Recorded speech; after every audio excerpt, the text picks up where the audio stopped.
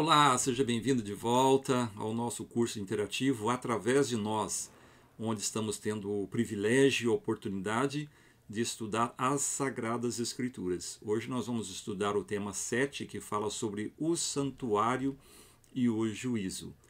O santuário ele foi construído por Moisés, quando Moisés ele foi enviado por Deus, para libertar o povo do Egito. Após então a libertação, ali no deserto, Deus chamou Moisés ao Monte Sinai e deu para ele instruções como ele deveria construir esse santuário. Isso está ali em Êxodo capítulo 25, verso 8. Todos os sacrifícios realizados nesse santuário apontavam para Jesus. O santuário ele era composto ali por 2 compartimentos, como nós vamos ver. Esse santuário futuramente ele foi substituído, para o santuário que o rei Salomão ele construiu, e depois esse mesmo santuário ele foi destruído por o rei Nabucodonosor na invasão. Logo em seguida, depois da volta do exílio, o povo ficou no exílio por 70 anos, e quando eles voltaram do exílio, eles reconstruíram o santuário, que depois foi reformado pelo rei Herodes, o Grande. E este último templo foi destruído pelos romanos no ano 70 depois de Cristo. Qual foi a referência para Moisés construir esse santuário então? Em Êxodo capítulo 25, verso 8 a 9, nós temos aqui a ordem: e me farão um santuário para que eu possa habitar no meio deles, segundo tudo que eu te mostrar, para modelo do tabernáculo e para modelo de todos os seus móveis, assim mesmo o fareis. Então o santuário terrestre deveria ser um modelo de um santuário já existente nesse santuário celestial. Qual foi então a referência para Moisés? Apocalipse capítulo 11, verso 19 e capítulo 15, verso 5 diz assim: abriu-se então o santuário de Deus, que se acha no céu, e foi vista a arca da aliança no seu santuário, e sobrevieram relâmpagos, vozes, trovões, terremoto e grande saraivada. Depois destas coisas, olhei, e abriu-se no céu o santuário do tabernáculo do testemunho. Quem construiu o santuário celestial? Bem óbvio nessa resposta. Claro que foi Deus. Veja aqui a comprovação. Em Hebreus capítulo 8, 1 a 2, diz assim: ora, o essencial das coisas que temos dito é que possuímos tal sumo sacerdote que se assentou à destra do trono da majestade nos céus, como ministro do santuário e do verdadeiro tabernáculo que o Senhor erigiu, não o homem. Você percebeu aí, né? Deus foi quem erigiu. E esse tabernáculo celestial ele deveria servir de modelo para que Moisés construísse o santuário terrestre. Esse santuário ou tabernáculo ele era móvel, enquanto eles estavam no deserto indo para Canaã, eles deveriam montá-lo e desmontá-lo. Quantos compartimentos possuíam? 2 compartimentos, o lugar santo e o lugar santo dos santos, ou santíssimo, como nós vimos em Hebreus 9, 2 a 5. No lugar santo, nós temos aqui a mesa com os pães, o candelabro com 7 velas, e também tem o altar do incensário. E logo em seguida a cortina que separa o lugar santo do santíssimo, e dentro do santíssimo a arca do concerto, com os 2 querubins em cima, e dentro desta arca estava os 10 mandamentos. Em qual compartimento Jesus entrou após a sua ressurreição? Para compreendermos isto, me permita aqui explicar um pouco como que funcionava o santuário terrestre. No santuário terrestre era sacrificado então um cordeiro pela manhã e um cordeiro no final do dia, e muitos outros sacrifícios e ofertas que seriam dadas por aqueles que cometiam pecados, se arrependiam e queriam um perdão. Então eles levavam isso diante do sacerdote para ser sacrificado, né? Esse ato era contínuo no santuário durante todo o ano.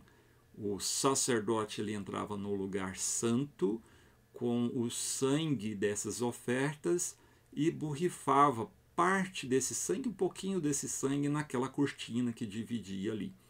Simbolicamente, o que ele estava fazendo? Transferindo então o pecado perdoado do pecador para o santuário. E ele fazia isso. E quando Jesus ele veio, ele foi identificado por João Batista como sendo o Cordeiro de Deus que tira o pecado do mundo.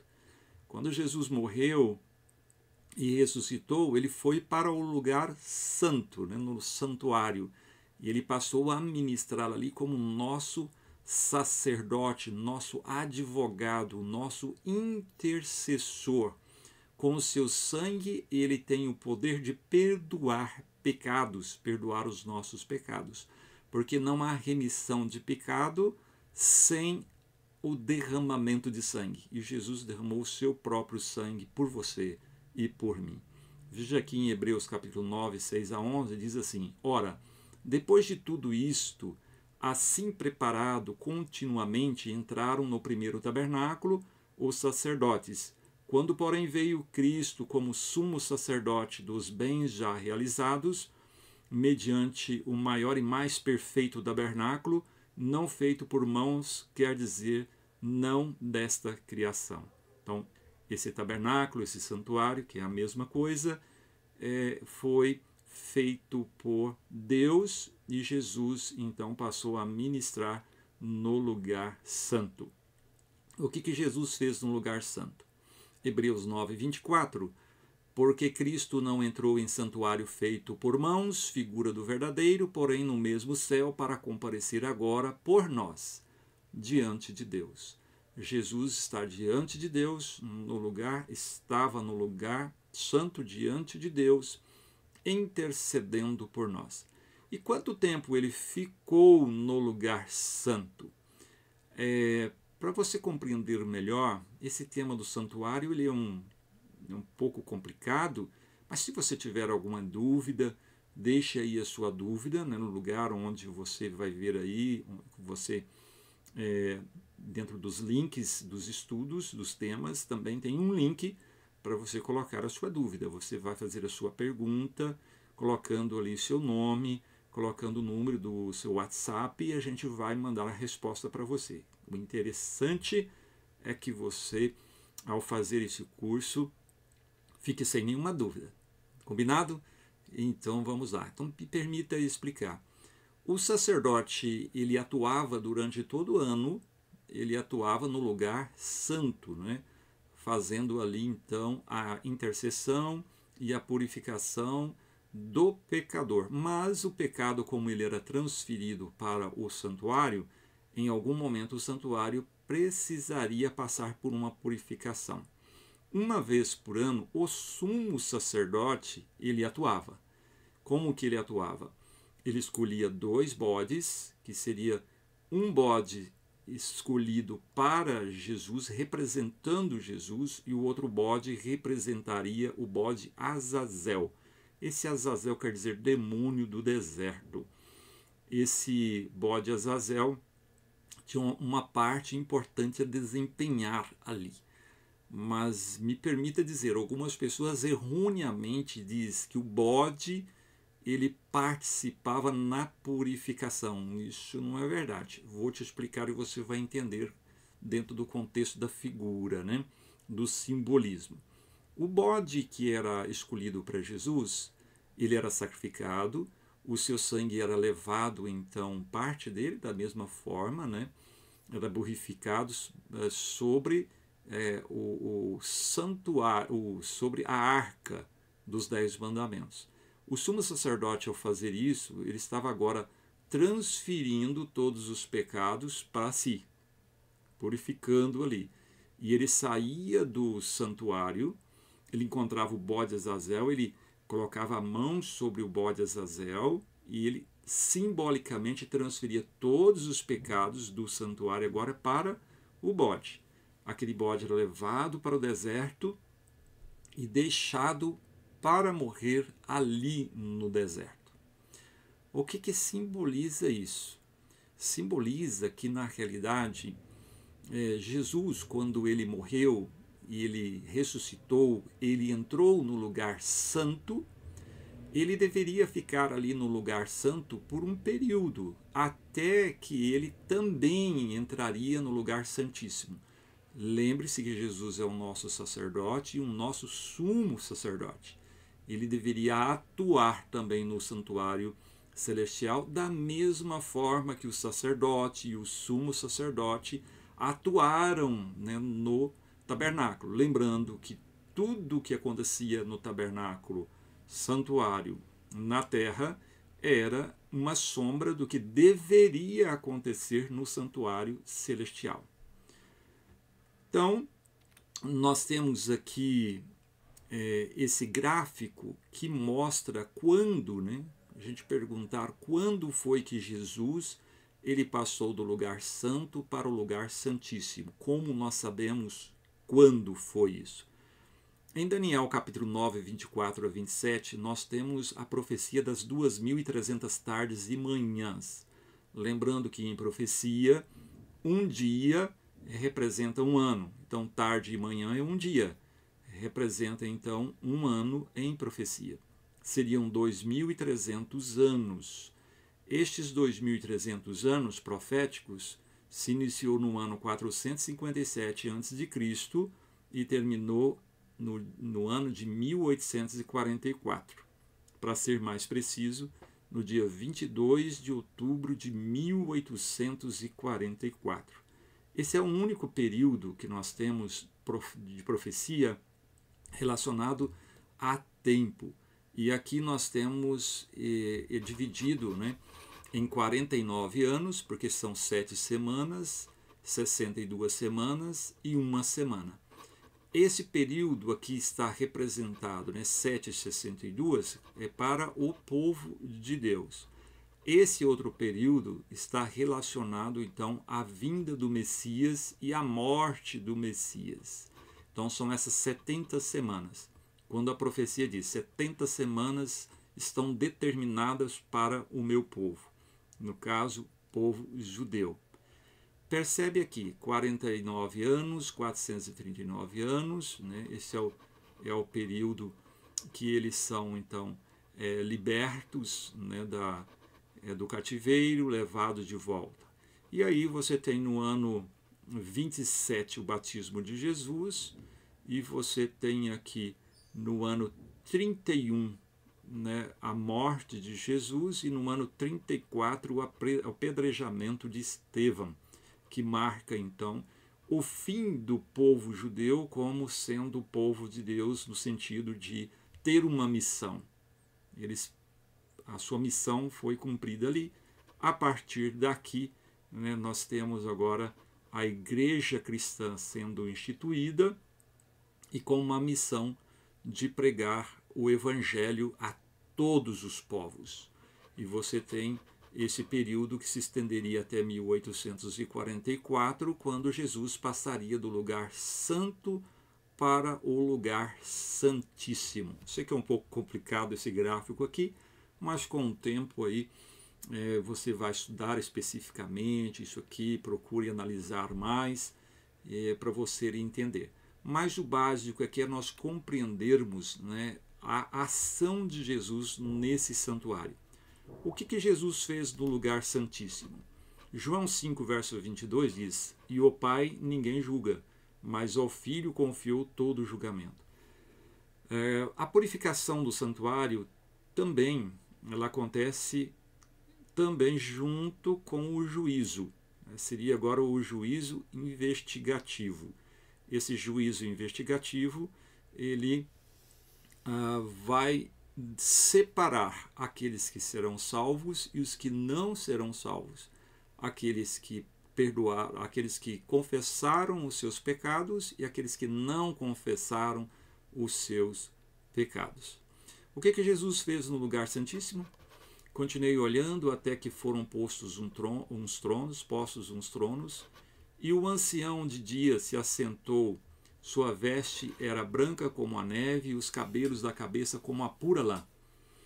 O seu trono eram chamas de fogo, e suas rodas eram fogo ardente. Um rio de fogo manava e saía diante dele. Milhares de milhares o serviam, de anjos, né? Milhares de milhares o serviam, e miríades de miríades estavam diante dele. Assentou-se o tribunal e se abriram os livros. Aqui inicia o julgamento. Então, quando que inicia o julgamento? A partir do momento em que Jesus passa do lugar santo para o lugar santíssimo, para iniciar, então, agora o seu ministério como sumo sacerdote e juiz. Aí está. Filhinhos meus, estas coisas vos escrevo para que não pequeis. Se todavia alguém pecar, temos advogado junto ao Pai, Jesus Cristo, o justo. Lembrando também que Jesus, ao mesmo tempo, é também o nosso advogado. Você já deve ter, de alguma forma, presenciado, né, um julgamento, mesmo que seja por filme, né? Então, como que funciona o julgamento? Você tem um juiz que vai julgar a causa, você tem um promotor que é o acusador, e você tem um advogado de defesa, aquele que vai defender, e você tem ali o júri e o réu, né? Exatamente assim acontece nesse caso. Nós temos Jesus como sendo o nosso advogado e juiz ao mesmo tempo. Né? Cada ser humano na face da terra é réu, e nós temos os anjos como as testemunhas. E ali é chamado nome por nome. Esses nomes que são chamados, ele é julgado. Então, um nome, quando é chamado, ele pode ser aceito ou rejeitado. Quando ele é rejeitado? Quando o nome dele não se encontra no livro da vida do Cordeiro. Aí você deve estar me perguntando, mas pastor, como é que o meu nome vai parar lá, no livro da vida do Cordeiro? Meu querido irmão, minha querida irmã, no momento em que você toma a decisão de aceitar a Jesus como seu Senhor, seu Salvador e também seu advogado, o seu nome, ele é então posto, acrescentado no livro da vida, né? E quando nós aceitamos a Jesus e somos batizados, a palavra de Deus diz assim: todo aquele que crer e for batizado será salvo. Salvo do quê? Da condenação do juízo. Salvo do pecado. Né? E daí a necessidade de compreendermos bem essa questão do juízo, compreendermos bem essa questão do pecado. Né? Nós já tivemos um estudo de pecado e salvação. Eu creio que você compreendeu bem ali o que era pecado, né? Transgressão da lei. E o que podemos fazer para nos livrar do pecado. Então, Jesus está lá, neste momento, desde 1844, no santuário celestial, né, e realizando esse juízo. Quando ele concluir esse juízo, o que ele vai fazer? Ele vai sair do santuário celestial e ele vem, então, nos buscar. É interessante que na tipologia lá do santuário terrestre, o sumo sacerdote saía, encontrava com o bode e passava para ele ali os pecados, e ele era levado ao deserto para que ele morresse, né? O bode Azazel representando Satanás. Então, quando Jesus vier, nós vamos perceber isso claramente. O que vai acontecer? Nós estudamos também sobre isso. Quando Jesus ele voltar, os salvos eles serão transformados, os salvos mortos ressuscitados e levados para o céu. Os ímpios mortos continuam mortos e os ímpios vivos morrem. E aí, mas quem que vai sobrar na terra, né? Nós vimos no estudo passado, de acordo com o apóstolo Pedro, toda a terra será destruída, aniquilada. Somente Satanás e os demônios, né, que é 1/3 dos anjos que caíram com ele, somente eles ficarão aqui sobre a terra, aprisionados, como diz Apocalipse. Eles ficarão aprisionados nessa terra devastada, um deserto, né? E após haverá um período, um milênio, né? Como nós vimos lá em Apocalipse capítulo 20, verso 5, ao concluir o milênio. Agora, o que nós vamos fazer lá no céu durante o milênio? Sabe que essa é uma pergunta também interessante, porque quando estivermos lá no céu durante os 1000 anos, nós não vamos só tirar férias lá no céu 1000 anos, né? Não vamos só divertir. Haverá um trabalho também para cada um de nós. E esse trabalho será rever o julgamento que Jesus fez. Isso é importante, porque quando chegarmos no céu, nós vamos ter surpresas. A primeira surpresa é a nossa própria presença lá. Essa vai ser uma grande surpresa, né?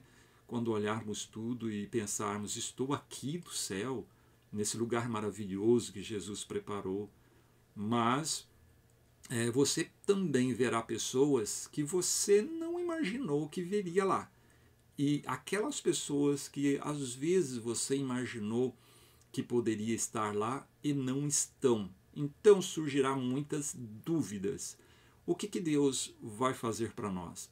Ele vai abrir os livros, os registros. A gente fala de livros, mas na realidade é algo muito mais avançado do que podemos imaginar. Os registros de cada pessoa que você conheceu na Terra, todas as tuas dúvidas, por que essa pessoa veio, por que essa pessoa não veio. Deus, ele é justo, ele vai nos dar esse período do milênio chamado, então, o juízo comprovativo. É onde nós vamos comprovar a justiça e a misericórdia de Deus, porque a pessoa não está lá. Eu já adianto para você, meu querido irmão, minha querida irmã, que se uma pessoa não estiver lá, não foi porque Deus não quis. Deus fez tudo. Enviou seu Filho para morrer no nosso lugar, os anjos estão atuando, depois Jesus enviou o próprio Espírito Santo para que ele nos guiasse em toda a verdade, para que ele habitasse em nosso coração, nos transformasse. É claro que ele não faz isso se a pessoa não querer. A salvação, ela é de graça, a salvação ela é estendida a nós, mas nós precisamos querer, desejar muito. E aí, durante esse período do milênio que estivermos lá no céu, nós vamos comprovar isso. Quando terminar o juízo comprovativo, o milênio, a Nova Jerusalém, ela vai descer do céu, né, e vai agora pousar na terra. A Nova Jerusalém virá do céu, pousará na terra. Quando acontecer isso, nós vamos estar dentro da Nova Jerusalém. Deus vai dar uma ordem. Todos os ímpios que morreram desde Caim até o último ímpio ressuscitarão. É onde cumpre aquela passagem de Apocalipse, diz que importa que ele seja solto por pouco tempo. Quem solto? Satanás. Solto por quê? Durante o milênio não tinha ninguém para tentar, só estava ele, né? E os demônios, os anjos caídos aqui na terra. E quando agora os ímpios ressuscitam, ele vai ficar ali eufórico, dizendo, olha, nós podemos dominar a cidade. É só olhar, nós somos um número muito maior, nós vamos conseguir vencer. E eles fazem toda a preparação e vão cercar a cidade pelos 4 cantos. Né? São como a areia do mar, os perdidos. Imagine isso, né? Todos eles se congregam, e entre essas pessoas estão ali pessoas de grandes nomes, né, como Hitler e outros, Napoleão e outros grandes generais que foram hábeis em guerra. Eles vão preparar tudo e avançar então juntamente com Satanás e os demônios para invadir, né, para conquistar a cidade, a Nova Jerusalém. E quando eles fizerem isso, a Nova Jerusalém, uma cidade muito alta, né, e Jesus vai aparecer no ponto mais alto dessa cidade, todos verão a Jesus, todos verão a Jesus. E ali vai passar diante de cada um toda a vida deles, os lugares onde eles pecaram, onde eles rejeitaram a Jesus, até mesmo Lúcifer vai ver tudo isso. Ao terminar essa apresentação, né, que passará em flashes, é claro, todos vão se ajoelhar, não porque querem, todos vão se ajoelhar e confessar que Deus é justo. Quando eles fizerem isso, Satanás então vai se levantar ali e vai dizer, vamos invadir. E é neste momento que fogo descerá dos céus, fogo, enxofre, e também subirá da terra. A terra vai se fender, fogo, enxofre vai subir. O planeta Terra vai se tornar, só para você ter uma ideia, como um lago de fogo. O Apocalipse fala isso, né? Um lago de fogo vai se tornar um lago de fogo. Somente a Nova Jerusalém ficará intacta, nada vai tocar. Algumas pessoas serão aniquiladas imediatamente, porque o juízo ali será executado, chamado então juízo executivo. Cada um pagará pelo pecado que fez. O último a ser destruído será Lúcifer, o último, ele será destruído. Quando Lúcifer for destruído, se tornar pó, aí sim o fogo vai apagar e o planeta Terra vai estar ali, até mesmo as grandes montanhas serão derretidas, nós não vamos ter grandes montanhas. Para você ter uma ideia, até mesmo, né, esses lugares mais amplos serão, todo lugar será atingido pelo fogo. E ao findar isto, quando apagar o fogo, quando a terra se esfriar, os portais da Nova Jerusalém serão abertos. Os ímpios todos agora viraram pó. E os santos, ao saírem, eles vão sair e pisar aquele pó. Mas isso vai ser muito triste para todos. Aí haverá ainda esse momento de tristeza, esse momento de lágrima, porque com certeza muitas pessoas que nós conhecemos e amamos, que rejeitaram o clamor do Espírito Santo, estarão ali, se transformaram em pó. E haverá lágrimas em nossos olhos. É por isso que o Apocalipse diz que Jesus enxugará dos nossos olhos toda lágrima. Mas ele também vai ter lágrimas nos olhos, porque ele não queria. A Bíblia é bem clara quando ela diz assim, que Deus não tem prazer na morte do ímpio, mas antes que o ímpio se converta e tenha salvação e tenha a vida eterna. Então, naquele momento, Jesus ele vai recriar, né, um novo céu, uma nova terra, e vai tirar da nossa lembrança todos os momentos tristes, angustiosos, e vamos viver uma eternidade de paz. Eu fiz aqui um resumo para você, relacionado então à questão do juízo investigativo, o juízo comprovativo e o juízo executivo. Tá ok? Então, continuando aqui. Após 1844, Jesus passou a desempenhar o papel de juiz, além de advogado. O juízo possui 3 etapas: o juízo pré-advento, o juízo de confirmação, que é o milênio, e o juízo executivo, após, então, o milênio. Jesus hoje atua como nosso advogado. Vivemos no período do juízo pré-advento, onde Jesus ele está julgando todas as pessoas.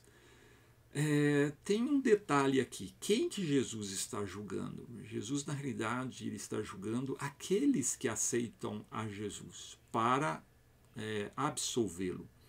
Mas você pode perguntar, mas ele não está julgando também os ímpios? Na realidade, os ímpios, aqueles que não aceitam a Jesus, eles já estão condenados, no sentido que todos que nascem nesse mundo nascem contaminados pelo pecado. Por isso que a Bíblia diz, todo aquele que crer e for batizado será salvo. E aqueles que não creem já estão condenados. Percebe isso? Então a salvação para nós é algo realmente de vida e morte. E tem gente que tem uma dificuldade tremenda de compreender isso e de aceitar a salvação. Eu ilustro isso mais ou menos como se tivesse uma pessoa num leito, num hospital, com uma doença, né, incurável, que ele sabe que vai morrer, e aí chega alguém e diz assim, olha, eu tenho uma cura para você, está aqui a cura. E é só você aceitar essa cura E você vai viver, e viver melhor ainda. Imagina essa pessoa dizer assim, não, eu acho que eu não estou preparado para isso, eu não estou preparado para essa cura, eu acho que eu não estou pronto ainda, não, eu vou deixar um pouco mais para frente. Eu creio que você está pensando nisso, um absurdo, né? É claro, mas é assim que funciona. É assim que funciona. Quantas pessoas não são chamadas pelo Espírito Santo para entregar a vida a Jesus? Quantas? Quantas estão descendo à sepultura sem entender a necessidade de entregar a vida a Jesus? Quantas? Eu espero, meu irmão, minha irmã, que vocês que estão ouvindo esse curso, espero sinceramente, no fundo do meu coração, que você entenda isso. Nós todos estamos condenados à morte e o único meio pelo qual podemos nos livrar da morte é por meio do sacrifício de Cristo Jesus. Se aceitarmos a Jesus como nosso Senhor e Salvador e formos batizados, seremos salvos. O nosso nome entrará no livro da vida do Cordeiro. Após a volta de Jesus durante os 1000 anos, Apocalipse 20, verso 4, os santos irão analisar e comprovar a sentença dada por Deus a cada pessoa. 1 Coríntios 6,2, o apóstolo Paulo diz assim, vocês não sabem que hão de julgar os próprios anjos, os anjos caídos? Então, durante o milênio, nós vamos comprovar a misericórdia de Deus. Finalmente, após os 1000 anos, Jesus executará o juízo final, Apocalipse 27 e 10. Nessa etapa, o mal será extinto para sempre. Foi aquele resumo que eu fiz aqui para você. Agora, qual será a base para o julgamento? De tudo o que tens ouvido, a suma é: temes a Deus e guarda os seus mandamentos, porque isto é o dever de todo homem. Olha assim. Você sabe quais são os 10 mandamentos? Êxodo capítulo 20 nos apresenta os 10 mandamentos. Toda a Bíblia ela é importante. Nós vimos aqui que a Bíblia ela é muito importante e foi inspirada por Deus. Mas tem uma parte na Bíblia que foi o próprio Deus quem escreveu. E está lá relatado em Êxodo capítulo 20, né, que fala sobre a sua lei. Foi escrita como? Com o próprio dedo de Deus em tábuas de pedra, os 10 mandamentos. 2 tábuas, 4 na primeira tábua e 6 na segunda tábua. Os 4 primeiros mandamentos fazem uma referência a Deus. Se amamos a Deus sobre todas as coisas, guardamos os 4 primeiros. Se amamos o nosso próximo como a nós mesmos, guardamos os 6 mandamentos. Aqui, me permita fazer aqui uma observação. Né? Perceba que aqui Salomão diz, é o dever de todo homem. Guardar os mandamentos de Deus não é o dever só de judeu, não é o dever de adventista, é o dever de todo homem. E aqui vem, porque Deus há de trazer a juízo todas as obras, até as que estão escondidas, quer sejam boas, quer sejam más. Pois qualquer que guardar toda a lei, mas tropeça em um só ponto, se torna culpado de todos, diz o apóstolo Tiago. Então, meu querido irmão, minha querida irmã, abra sua Bíblia, Êxodo capítulo 20, veja quais são os 10 mandamentos e faça a seguinte pergunta: estou eu observando, guardando estes mandamentos? Tem algum mandamento aqui que eu não estou observando? E olha, me permita ser sincero com você. Não vá por aquilo que eu digo. Não vá por aquilo que padre diz, pastor diz, qualquer um líder religioso. Vá por aquilo que a Bíblia diz. Se você ler a Bíblia por você mesmo e o Espírito Santo lhe guiar em toda a verdade, nada vai te enganar. Nada, nada, nada, nada. Entendeu? Então leia os 10 mandamentos e faça essa pergunta: estou realmente amando a Deus sobre todas as coisas e meu semelhante como a mim mesmo? Entendeu? Não, aqui vem então o apóstolo Tiago não diz assim, olha, se você tropeça em um mandamento, você torna culpado de todos. Então é fácil para Satanás, né? Só precisa levar você a transgredir um mandamento e te segurar ali. E aí você vai ser culpado de todos. Mas eu creio que o Espírito Santo vai te ajudar, como a mim, a entendermos essa verdade. E aqui o apóstolo Tiago diz: porquanto aquele que disse, não adulterarás, também disse o quê? Porquanto aquele que disse, não adulterarás, também ordenou, não matarás. Ora, se não adulteras, porém matas, vens a ser transgressor da lei. Falar de tal maneira e de tal maneira procedei, como aqueles que hão de ser julgados pela lei da liberdade. Observe aqui, olha, porquanto aquele que disse, não adulterarás, também ordenou, não matarás. Nós temos aqui o 6º e o 7º mandamento, mas você pode colocar aqui qualquer mandamento.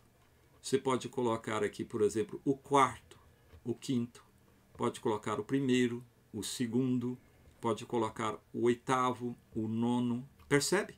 É a mesma coisa. O que ele está dizendo? Não adianta você guardar todos, mas tropeçar em um só. É necessário que todos os mandamentos sejam observados. Como parte do plano da salvação, o juízo é um momento crucial para a humanidade. Nele serão consideradas todas as atitudes, boas ou más, de todas as pessoas. O juízo tem caráter universal, pois todos comparecerão diante do tribunal de Deus. Romanos 14, verso 10 e 2 Coríntios capítulo 5, verso 10. Todos comparecerão perante o tribunal de Deus. Quem não precisa temer o juízo de Deus? Quem? Romanos capítulo 8, verso 1. Agora, pois, já nenhuma condenação há para os que estão em Cristo Jesus. Se você estiver em Cristo Jesus, se sua família estiver em Cristo Jesus, não há condenação. A condenação é para aqueles que negam a salvação em Cristo Jesus. Aquelas perguntas agora, vamos lá? Ficou claro para você que Jesus está no santuário celestial intercedendo por todo aquele que o aceita como Senhor e Salvador? Isso mesmo. Essa é uma decisão que pode resultar na nossa salvação. E a não decisão resultar na perdição. Que eu e você possamos, neste momento, tomar essa decisão e entregar plenamente a nossa vida a Jesus. E você está dizendo, mas pastor, por que você se incluiu? Você sabe por quê? Porque essa decisão ela é diária. É uma decisão diária. Todos os dias nós precisamos tomar a decisão de entregar nossa vida a Jesus, confessar os nossos pecados. O apóstolo João diz assim, filhinhos, não pequeis, mas se você pecar, você tem um advogado junto ao Pai. Lembra que quando nós estudamos sobre pecado e salvação, eu falei que havia pecado, né, para a morte e pecado que não é para a morte. O pecado que é para a morte é aquele que a gente não pede o perdão, aquele que a gente não confessa, aquele que a gente não abandona. Esse é para a morte. Mas quando cometemos erros, e podemos fazer isso, somos humanos, ainda somos pecadores, no sentido de termos a natureza que colabora, né, para nos motivar a pecar. Mas a partir do momento em que nós convivemos com o Espírito Santo, essa vida de pecado ela vai deixar de existir a cada passo que dermos, até o momento em que Jesus, quando ele voltar nas nuvens do céu com poder e grande glória, disse o apóstolo Paulo, isso que é corruptível se revestirá de incorruptibilidade. Nós seremos transformados para um corpo perfeito, santo, sem mácula do pecado. E aí estaremos livres do pecado para sempre. Quando que eu devo tomar a minha decisão? Hoje. A Bíblia diz hoje, se você ouvir a voz do Espírito Santo, não endureça o vosso coração. Aceite a Jesus antes que seja tarde demais. Entregue plenamente a sua vida nas mãos de Jesus. Eu espero que você tome essa decisão hoje, como eu estou tomando a minha decisão hoje de entregar plenamente a minha vida a Jesus. Você sente em seu coração que Jesus quer lhe dar o perdão? Você sente? Sabe, Eu já ouvi pessoas dizerem assim: pastor, olha, eu não sinto que você salva. Eu digo: mas por quê? Ah, eu pequei tanto, sabe, eu fiz tanta coisa errada, eu magoei tantas pessoas, eu fiz coisas que impensáveis. E eu digo para você, meu querido irmão, minha querida irmã, não há pecado que não possa ser perdoado, a não ser a blasfêmia contra o Espírito Santo. E qual que é a blasfêmia contra o Espírito Santo? Isso que eu já disse, é quando uma pessoa ela se nega a confessar seu pecado, se nega que é uma pecadora e se nega a aceitar Jesus. Está blasfemando contra o Espírito Santo. Mas se você e eu, se nós confessarmos os nossos pecados, seja quais forem, Ele, Jesus, quer nos perdoar. Ele é um Pai amoroso que quer nos abraçar e dizer: filho, eu te perdoo, ande comigo, esteja ligado em mim, porque se você estiver ligado em mim e eu em você, você vai produzir o fruto do Espírito. São João capítulo 15, verso 5. Você deseja receber o perdão de Deus para a salvação? Você deseja? Eu espero sinceramente que sim, que essa resposta seja positiva. Tá bom, meu querido irmão, minha querida irmã? Neste momento, então, eu quero orar com você e orar por você e por mim. Me permita. Amado Deus e bom Pai, louvado seja grandemente o nome do Senhor, porque a Tua palavra diz no Evangelho de João, capítulo 3:16, que o Senhor amou o mundo de tal maneira que enviou o Teu único Filho para que todo aquele que nele crê não pereça, mas tenha a vida eterna. Hoje nós estudamos sobre o juízo, o santuário e o juízo. Entendemos que a Tua palavra nos traz esses ensinamentos referentes à ação de Jesus no santuário celestial. Queremos entregar a nossa vida em Tuas mãos. Tome a nossa decisão de aceitá-lo como Senhor e nosso Salvador. E os nossos queridos que estão estudando, que eles tomem a decisão de entregar plenamente a vida a Jesus. Abençoe a cada lar representado aqui, Senhor. Pedimos em nome e por amor de Jesus. Amém. Muito bem, meu querido, que Deus te abençoe ricamente e que a cada momento da nossa vida possamos ter a certeza de que temos um Deus que nos ama. Ele quer você no reino celestial. Que Deus te abençoe. Até o próximo tema.